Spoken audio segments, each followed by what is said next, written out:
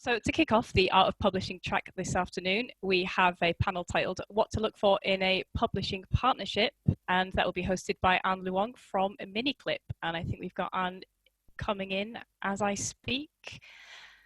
Hey there, Danielle. How you doing? Hey, Anne. How are you doing? Yeah, not too bad, thanks. Not too bad. Good, Ready good. to kick off this track. Good. Right, if you're ready to get started, I will mute for the next 20 minutes and let you do your thing. Okay, good. Perfect. Good. Let me see if this all works from a No worries. Can you see the presentation, Danielle? Yep, all good. Looks fine to me. Awesome. Good stuff. Perfect. Okay, cool. Okay, well, afternoon, everyone. I'm Arm. I'm Head of Business Development at Miniclip. And to give you a bit of background about myself, I've been in the games industry for over 15 years, but I've been a gamer all my life. I started my career as a tester, and I've worked for some great companies in Sega and EA before finding myself here today at another fantastic company, Miniclip, ready to give you all a talk on what to look for in a publishing partnership. So I'm responsible for the publishing funnel at Miniclip, which basically is finding great games and great developers for Miniclip to work with. It's a dream job, and I'm super lucky to be in this position. My team and I are effectively what we call the tip of the spear when it comes to our publishing activities, and we look after the process of content lead generation, relationship development, constructing the commercial terms of the deals, negotiating and executing the deals with the legal teams, and handover of the partnerships to any other internal teams when ready to do so. We'll generally be the first or second face you'd see at Miniclip, hopefully friendly face, and we'd be working with you throughout the whole journey if successful in signing a deal. And I would say that our structure and setup at Miniclip is very similar to other publishers out there. So, in this presentation, I'm going to give you some more information about Miniclip and some of our experiences in publishing. Miniclip develop, publish, and distribute mobile games to a worldwide audience. My target audience is independent developers, those with products either in the market currently or coming to market very soon, and are somewhat considering a publishing partnership in one form or another. Using Miniclip as the main example, I'll call out some of the things that you may want to think about when evaluating the benefits of publishers, such as culture, scale, product fit, capability, and relationships. So, moving on. One big point that we do need to establish is, what does a publisher actually do? Although each publisher is different and has different nuances, the main functions of a publisher is to help you grow your game bigger and quicker than you could ever do it yourself. A publisher will facilitate, support, advise, and oversee, but a publisher isn't here to design your game or make your game. But certain publishers will provide that knowledge and insight, such as Miniclip, if needed. A publisher is generally more focused on the business aspects and, more importantly, will help to keep the project moving forward. Discussions with publishers will be there to really help provide some thought leadership and to sometimes challenge and ask the difficult questions that you may not want to ask of yourself and the project. But above all else, we want to motivate. The publisher will be there in your corner to give you, the developer, the freedom to make a great game by removing elements such as financial and resource pressures. So, moving on, let's talk about culture. So with any partnership, you want to understand where the partner comes from, where they are based, and do they operate globally, for example? What are the key functions and where are they located? Who are the key people and the teams that you would potentially be working with? What are the values of the partners that you team up with, and what defines their culture? At Miniclip, we see culture as the DNA of what makes us so successful. By daring to be different, by being professionally playful. Trying to be entrepreneurial and smart is very important for us. But above all else, we really want to be modest and authentic. We really aim to be straight talking and to the point when we discuss any type of opportunities or deals with anyone. It's a bit of a cliche, but in our kitchen, the last time I went in, several months ago, we had a neon sign with a motto, work hard, play harder. And, for us, that's what Miniclip really does. And we hope that that is portrayed in our efforts to obviously work, with any developer out there. When looking at a publisher, see whether the culture is the right fit for you. Do you foresee any conflicts? It's hard to gauge until you actually do it, but do you foresee any issues working with the publisher at hand? It's important to try and understand their motivations behind striking up a partnership and what else they seek to gain. For Miniclip, we always look at partnerships in the long term. We're opportunistic for sure, but in 5 years' time, if we struck a deal, we want to be thinking about game 3 or game 4, investment, and even M&A. So moving on to, I guess, scale and audience. One of the main things a publishing partner should be offering you is promotion to their network. The key characteristics to identify are: what is the audience like? What is the gender mix? What is the age profile? What is the geo mix? How many players, for example, are in tier 1 countries? For Miniclip, as you can see on the slide, we have had 60 million peak DAU. We're currently running 250 million MAU, which is a very large and engaged audience that not only plays our games in our specialized genres, but we've also seen have affinity with a number of other genres. As such, we have a very large player base to tap into, and something that we always aim to leverage in our support for publishing. Due to the size of the audience, we're in a very fortunate position where we can actively cross-promote titles. Part of our review when it comes to striking up a deal will consider the affinity that the game has with our audience and our opportunity to bring in players this way. We'll typically run several network tests to do this. Case in point, with our most recent publishing title, we took it one step further and offered an in-game promotional queue in a ball pool to incentivize players to try out Ultimate Goal. It's important to understand the potential mix of players that a publisher can bring into a game. How much organic traction can they build through their network and their brand? What characteristics of the, what characteristics are there of the audience? How effective is their UA capability to boost players into the game? What other methods do they have to promote your game? These are all questions that you should be asking of a publisher when reviewing any type of deal. And one helpful measurement to assess the size and scale of publishers are platforms such as Sensor Tower, App Annie, Apptopia. We can certainly back up our claims to scale, as we're recognized in industry reports as the 6th largest by download of all games publishers for the first half of this year. And in the sports category, we're number 1, which is awesome and fantastic. Even with the next 3 great developers and publishers behind us combined, we're still number 1, which is a really awesome thing for us to be able to promote. So for developers of all sports games out there, if you're looking for a publisher, then Miniclip should certainly be your top choice. But equally, size isn't everything. And if you can find a partner that's a good cultural fit, that shares the same values, that understands the opportunity at hand, and the objectives that closely align with yours, then that's equally as an important thing to consider. So moving on to product fit. Whilst Miniclip's core expertise is in casual sports games, recently, through studio acquisitions, we've expanded our portfolio to include more mid-core titles in the shooter genre and more puzzle titles in the casual puzzle genre. You should look for this type of expertise and fit when considering the best publisher for your game. Does their portfolio complement your game, for example? And on the flip side, are there gaps in their portfolio which you could help fill? Where is the opportunity here?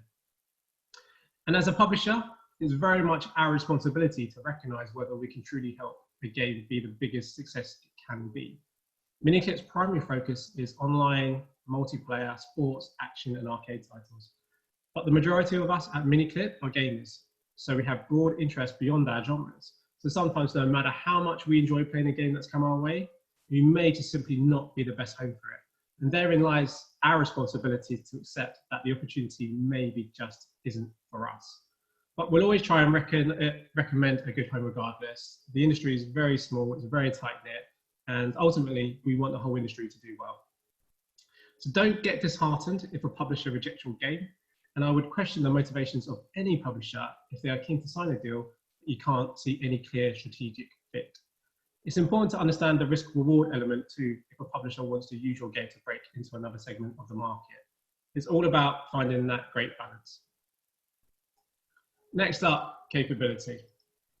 When looking for a publisher, think about what they'll be offering in terms of services. Typically, a partner will provide the live operations, content updates, server hosting, art, UA. And on the publisher side, they will look to provide things such as BI, in-game advertising, UA marketing, cross-promotion, server support, community support, customer support, platform support, tech support. And above all else, a publisher is there, to help with obviously the financial considerations too. Our goal very much as a publisher is to have the partner focus solely on what they do great, which is to make and sustain an awesome game. And also consider from your side what you actually want from the partnership too. Publishers will generally be open to more involvement in certain areas, so long as there's no negative impact. But it's always important to clearly draw a line in the sand when it comes to responsibilities, so you avoid any confusion in the future. But beyond core publishing services, think about the expertise that a publisher can bring around core gameplay, monetization, and metagame. For Ultimate Golf, which is our latest third-party publishing title, our product and game design teams advised on an additional monetization option, which resulted at launch in the highest revenue generating mode. And we also led a redesign of the game branding, which resulted in improvement of the install rate by 27% on the previous brand style. These are all areas that you can lean on for your publisher when it comes to supporting those elements of the game. And then moving on to relationships and investment. So one key area of support for a publisher to really leverage is their relationships and the ability to open up opportunities for the game to get visibility on what we all know are very competitive storefronts. For Miniclip, we work hard to ensure our games have the best featuring possible. And to date, the number of times a Miniclip game has been featured on the App Store or Google Play can equate to at least one feature per day since 2011. This is an impressive figure, but of course, a lot of work is required to get to that. But this is the value of working with a publisher. Unfortunately, it's not always the case that making a great game will instantly mean you getting the best featuring available. Sometimes you need that someone, such as a publisher, to give you that extra little boost to really, really stand out. Case in point, using Ultimate Golf again, because it's our most recent release. With a combination of featuring, UA support, cross-promo, it really helped us to boost the game to #1 in the sports category in over 50 countries, including the US and UK at launch.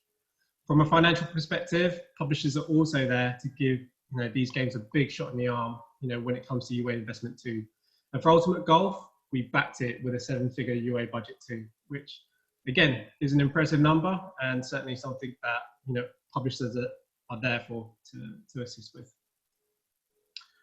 But beyond the usual featuring, UA, cross-promo, a publisher should also be thinking about how they can expand the reach of the game to find partnerships and audiences beyond the areas of gaming. With NBC Golf now, we recently launched a partnership to cross-pollinate users from the audience. We identified some key synergies with the users and players of both apps and launched a concerted effort to capture what we saw as an important demographic into Ultimate Golf.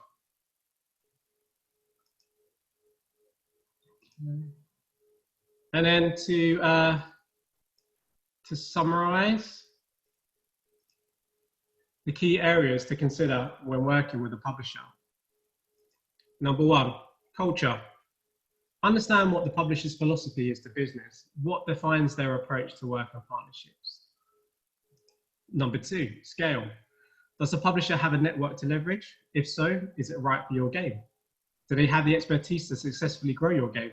What type of mix is the audience made up of? #3, fit. Does the publisher's portfolio complement your title, or does the title address a gap in their lineup? And if you can't find any clear synergies, then please do question as to why a publisher may want to sign your title up. Otherwise, it can be easy to get sidetracked with the potential numbers being thrown around. #4, capability. What is the publisher offering in terms of services, and what do you actually need from the publisher? Does the publisher have the knowledge and experience to take on your game? Do they have a proven track record, for example? Look at how their recent games have been performing to give you a good barometer as to whether or not you think they're suitable for your game. And then finally, relationships. I strongly believe that good business is built on good relationships. So what can a publisher potentially open up in terms of doors and opportunities? How connected are they, and are they willing to leverage their connections to your benefit? And above all else, can you work with this publisher? And do you foresee a good, strong relationship in the future? If you consider all these above factors together and not in isolation, then I'm very confident that you will stand in very good stead to find a great publisher to help you on your journey to success. So that's all from me. Thank you very much for listening. And I think we're going to be handing over to do a Q&A now, Danielle, if I'm not mistaken. Yeah, we've got a couple of questions coming in. Oh. If you're happy to stick around. Yeah, Oliver absolutely. in the chat has said, hi, what do you typically charge for publishing? Is it always a share of revenue?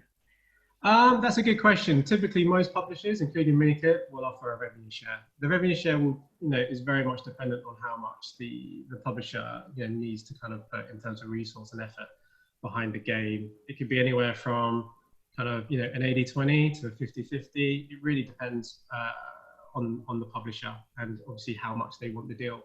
But ultimately, you should see it as an open book. There's always room to negotiate, and I would say that if you want to de-risk your game, then most publishers would be open to an MG as well, a minimum guarantee. Okay. So just thinking about some of the cons, I suppose. What are the red flags developers should be keeping an eye on? I think when it comes to a publisher, again, one of the key things is just any previous publishing titles. There's nothing stopping you from speaking to developers that have worked with that publisher before. And in fact, most publishers would encourage you to speak to developers that they have worked with just to gauge, as to whether or not, that publisher is suitable, for that particular partnership or your project.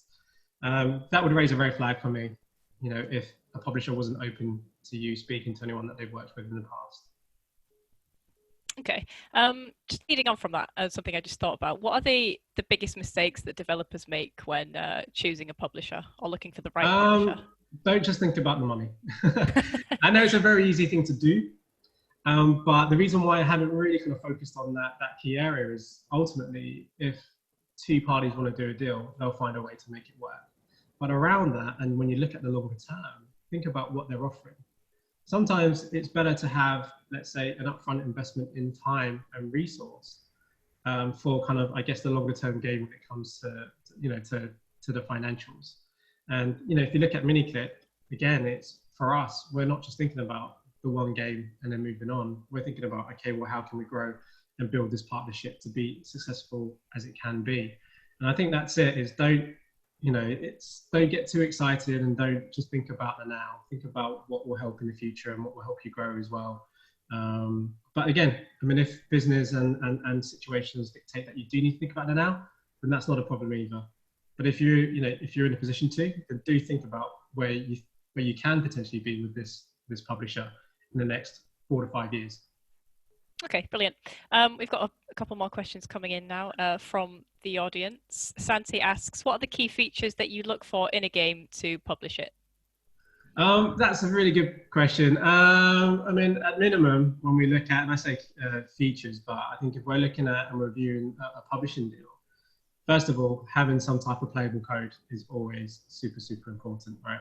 Because once you get hands-on with the game, you kind of really get engaged whether or not it's the right fit off the bat. But then beyond that, KPIs. So what's really helpful is if you've run any previous tests prior to reaching out for a partnership deal, then any type of KPIs that you have that you can share is always super useful. And from our perspective, retention is super important. We always look at that kind of 40-20-10, although I appreciate that, again, the industry moves very, very quickly, and whilst that's a benchmark, it's not the de facto figure, for success. But that, in obviously kind of tandem with, again, a great pitch, very kind of buttoned up, pitch deck, showing kind of ambition for the long tail and what the roadmap is over the next 12 months at least, is always quite helpful to see where the game is now versus where it's going to be, in the next 12 months if you were to sign up. But yeah, I'd say that, those are kind of, I guess, the three kind of main things for us. Okay. On the back end of that, are there any sort of deal breakers that would stop you from considering a developer or working with a certain one? No, not really. I think, again, it's all, what it boils down to is appetite. If you're that passionate and if you think that, the developer and the project has that much potential, then we will do what we can. There are, I guess, when you look at it, Yeah, no, we'll always try and make it work. We'll always try and make it work, but there are key things, I guess. If you look at sometimes, we like to try and sign longer term deals. So, for example, we look at kind of at least 5-year deals because we know that we can really help to manage the long tail for games. So, a year-long deal probably wouldn't be compelling for us. That would potentially might be a deal breaker, but it depends on what we could do within that year.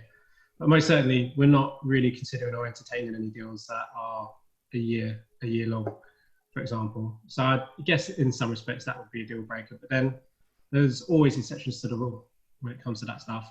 But beyond that, I would say that for most certainly for a publisher, if they're that excited about a game, then they'll always try and make it work, and you'll always try and find that middle ground. So again, it's just all down to appetite. Okay, perfect. Another question in chat we've got, how much company things would an indie developer have to take care of if they have a publisher? Forming one seems to be the most intimidating part of being an indie developer. Sorry, I didn't catch the first part of the question, Danielle. Sorry. How much company things would an indie developer have to take care of if they have a publisher? All right, okay, that's a good question. It depends for that particular title, because remember, we're talking kind of specific projects. So if you have multiple projects that you're managing, or multiple games in the market, and you choose then to go with a publisher, it's a very different scenario. But assuming you have one game that you're going to launch in the market and a publisher takes that on, then from our perspective, from a Miniclip perspective, all we want that developer to focus on is just development and maintaining and growing that game. Everything else the publisher will then take on. That's what we're here for. We're here to take the heavy lifting away from the developer, so they just focus on development of the game and improving the game over the long term. So I'd say if you're thinking about things like platform relationships, performance marketing, that's something that any publisher would gladly take on and manage. If you're talking about doing your financial books, then that's something we probably can't help with, and we're probably looking at a slightly different deal. But most certainly we would do everything physically possible to take away the boring admin, as it were, so they could just do the Hollywood stuff and make it kick-ass game. Amazing. So something else I just thought about, if you're not the most natural fit for a developer, using Miniclip as an example, you say you're primarily sports focused, but you do gloss into other genres as well. What sort of things should a developer prioritize selling to a publisher if it's not the most kind of natural place for them to be? That's a very good question. It would take a lot of convincing. I think it's about the potential of the game and whether or not that developer potentially sees an area of opportunity for Miniclip in that particular genre or area.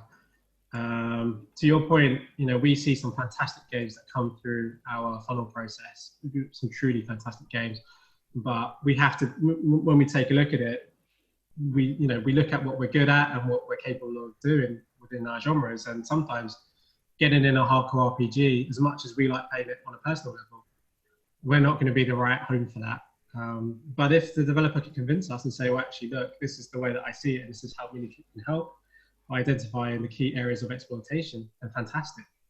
I'd be surprised if the developer is able to highlight anything kind of specific or unique, but most certainly if they're that keen on working with Miniclip, then I think that passion and that dedication to show that actually Miniclip is the perfect partner for this, or the right, potentially one of the right partners, will definitely resonate with us. But again, it's we have to be quite pragmatic as publishers, because again, most of us are gamers, we love gaming, and sometimes we can let kind of our heart rule our head. But we need to kind of just really make that kind of divide, because ultimately what makes a great game doesn't always make great business for us. Okay. We've got another question in chat that just says, what about publishing in other stores like Huawei, Samsung, etc.? I presume that sort of means what sort of things do you need to think about when publishing to each storefront? That's a good question. When it comes to that, think about the specific nuances, think about what type of requirements they have, think about the overall opportunity as well. You probably have two storefronts that generate a very significant portion of your total business. But then obviously for emerging markets, you've got some very localized kind of platforms that will help you drive some good business for you and some good engagement from players as well.